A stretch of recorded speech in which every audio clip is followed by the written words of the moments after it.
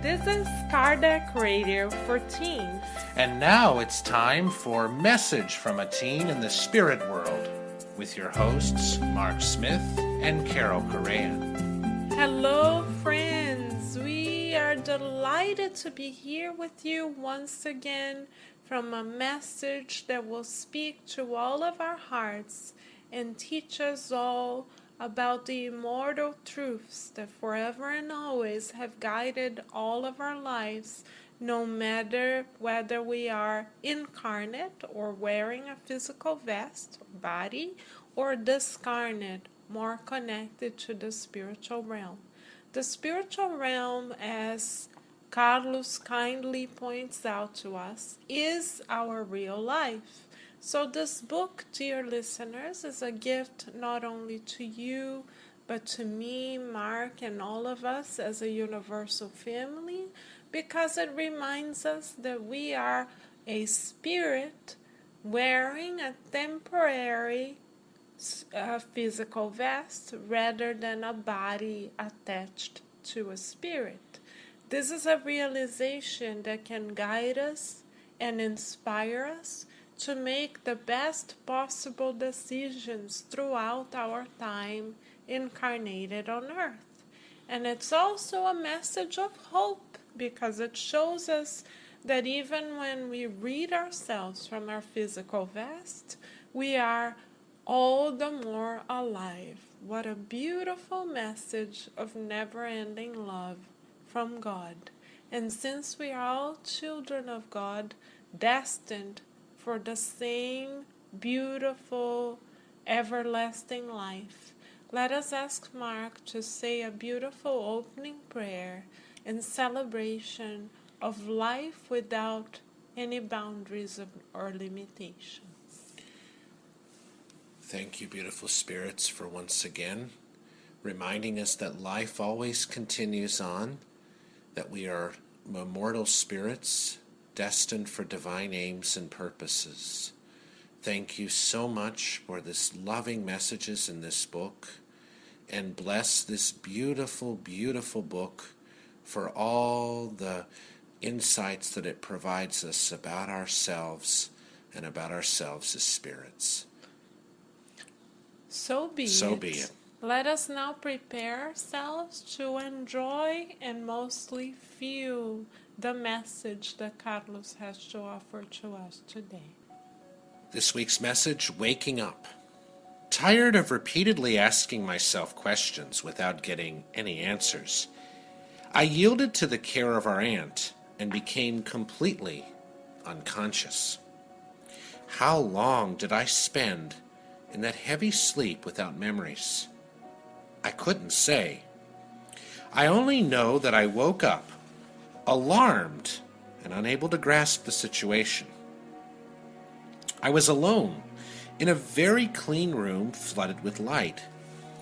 The loneliness suddenly filled me with sadness, but I felt a little better when I noticed the open window as it let in streams of bright light. There were joy-filled paintings on the walls, but I wondered if I hadn't been brought to some sort of hospital. Far away through the huge window, I saw the landscape unfolding. The radiant blue sky seemed to be sending me a gentle, cool breeze. I carefully looked around and noticed the different kinds of furniture. Judging from the comfortable-looking chairs and the inviting sofas, I concluded that the room was meant exclusively for rest. I was surprised as I looked myself over. Had I gotten over the diphtheria? Had Dr. Martino managed to heal me? My throat didn't hurt anymore. If I didn't feel so weak, I might be able to get up and take a few steps. I touched my hair and feet. What had caused such a change? Was I, perchance, at home? But this room was completely new to me. I recalled the last scene that had preceded my big sleep. I marveled as I remembered the smallest details. And Mom, why wasn't she here? Why hadn't she offered me her loving embrace of happiness for my recovery? Recalling her tenderness during my body's final hours, I felt really homesick and an overwhelming desire to cry. Only then did I notice that a long time had passed and I hadn't said anything. Was my throat in any kind of shape to help me? I gave a try and yelled, "Mom! Mom!" Right away, a mournful voice resounded within me. I realized that I hadn't heard it with my ears. It seemed to come from my own soul, tearing it apart. It was Mom's voice, all right, crying out in anguish, "Carlos, Carlos, my son, come back, don't leave me, don't leave me." Before I could think any more about my new situation, a nearby door opened up and Aunt Eunice walked in. She came up to me, smiled, and sat down beside me. She told me exactly what had happened. "Don't be alarmed, little Carlos. Now you are with us." What a beautiful message of hope in which Carlos kindly shows us that the love of God primarily, is ever present in our lives. Even after we pass away from the physical body, from the times when we were invited to wear a physical body and live a physical and spiritual experience on earth, even when we are liberated from that, we receive the utmost love, watch, and care from God. From what Carlos tells us, we have the privilege of awakening in a beautiful, loving, inviting, joy-filled, in his own words, space. How beautiful is that? We are able to feel our spiritual bodies free from any limitations that our physical bodies carried. We are able to experience healing. We are even, and of course, very clearly able to experience love as well, because Aunt Eunice and all of the loving friends surrounding Carlos were definitely there for him. How beautiful is that God forever and always, even in the moment of our big journey, big sleep, or big transition, always accompany us. Yeah, it's a beautiful message of hope, isn't it? And it also shows us that our family ties and are everlasting, that we have these people in our lives that are always going to be by our side, that are always going to be there for us.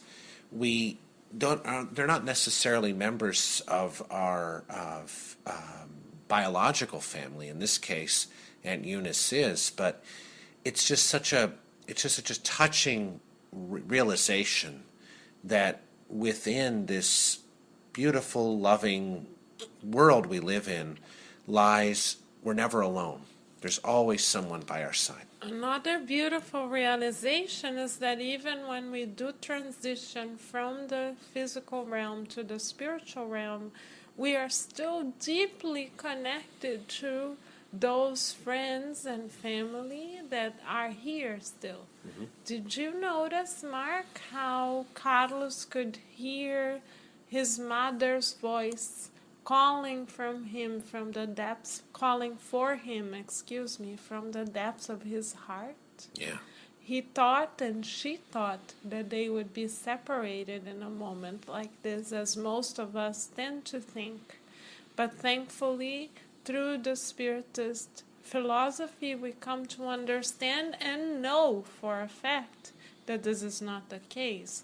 How do we understand that this is not the case? First, because we have the beautiful books that Kardec developed with the help of the illuminated minds that show us that life is truly everlasting. Second, because these books, as Kardec named them, are the book of the spirits, or the spirits' books.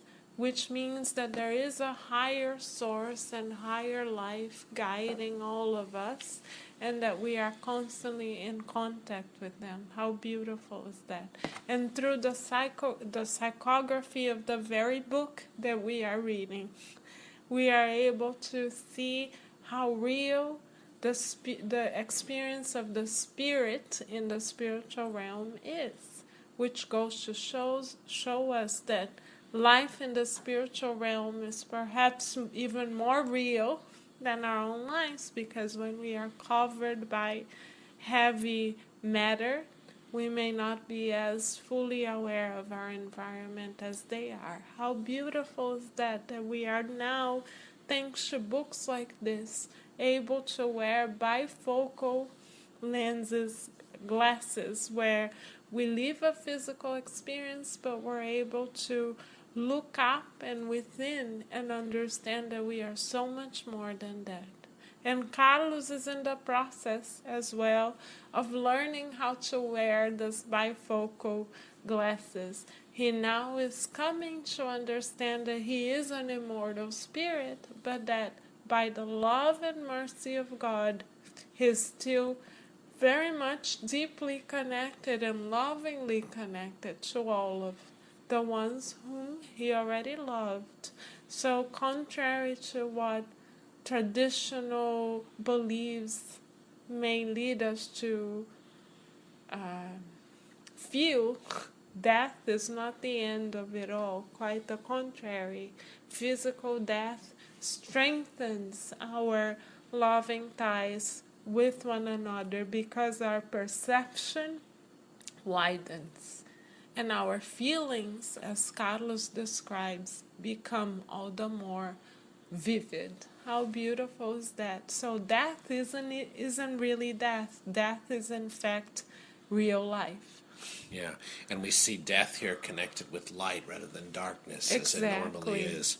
Exactly. So what a blessing we have to be on Kardec Radio and through the internet and the radio waves, be able to live, meditate, and feel the truth, which is the fact that God never destroys any of her creations.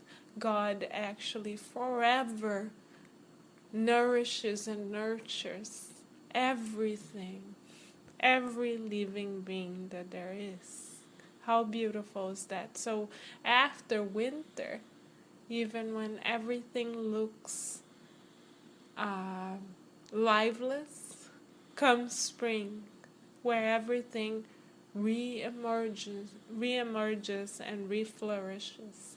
So physical death is the spring of the spirit, metaphorically speaking, because the spirit can now reflourish. And we shall continue to see the reflourishing of this beautiful spirit and meditate more about how blessed we are to know that death, physical death, is not the end, but rather a new beginning.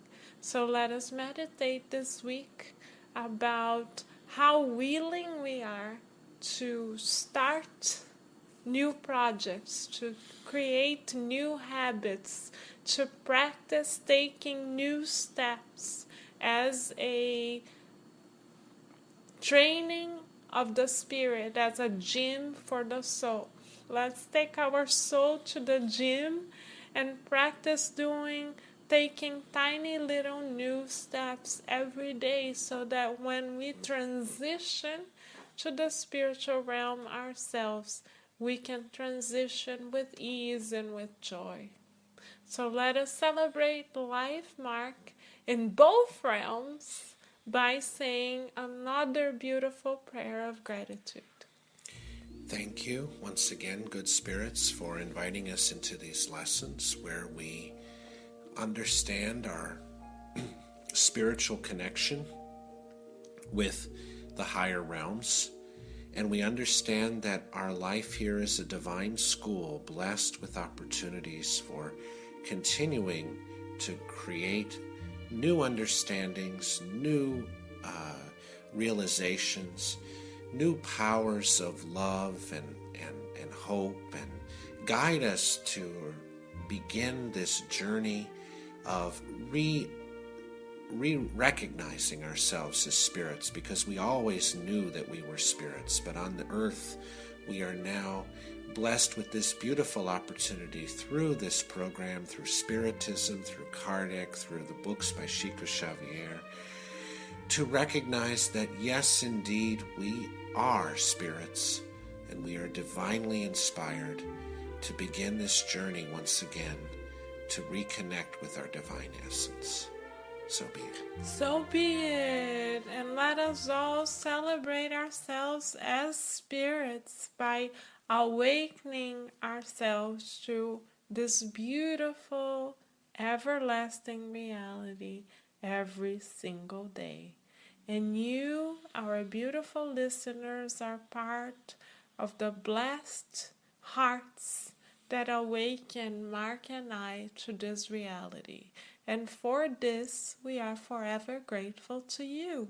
And until we meet again, we wish you many, many, many blessings of love and gratitude.